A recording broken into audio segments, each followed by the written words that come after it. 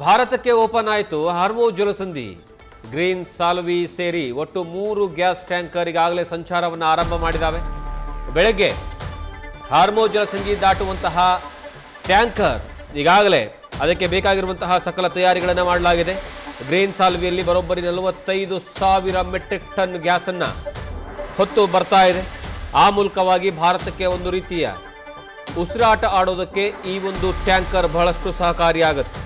ಯಾಕಂದರೆ ಈಗಾಗಲೇ ಗ್ಯಾಸ್ ಇಲ್ಲದೇ ಇರುವಂತಹ ಕಾರಣಕ್ಕಾಗಿ ಬಹಳಷ್ಟು ಜನ ಸಂಕಷ್ಟವನ್ನು ಅನುಭವಿಸ್ತಾ ಇದ್ದಾರೆ.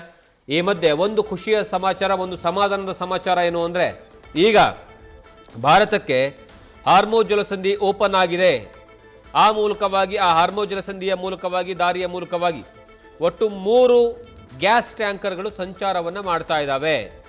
ಇವತ್ತು ಬೆಳಗ್ಗೆ ಅಂದರೆ ಇವತ್ತು ಹೊರಟಿದ್ದಾವೆ, ನಾಳೆ ಬೆಳಗ್ಗೆ ಆ ಜಲಸಂಧಿ ದಾಟ್ತವೆ ಟ್ಯಾಂಕರ್ ಅನ್ನುವಂತಹ ವಿಚಾರ ಗೊತ್ತಾಗ್ತಾ ಇದೆ.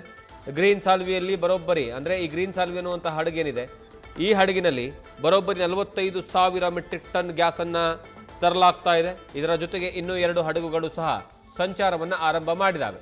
ಆ ಮೂಲಕವಾಗಿ ಹಾರ್ಮುಜ್ ಜಲಸಂಧಿಯಿಂದ ಆಗ್ತಾ ಇರುವ ಬಿಕ್ಕಟ್ಟಿಗೆ ಸ್ವಲ್ಪ ಸಮಾಧಾನಕರದ ರೀತಿಯಲ್ಲಿ ಈಗ ಒಂದು ಮಾಹಿತಿ ಬರ್ತಾ ಇದೆ.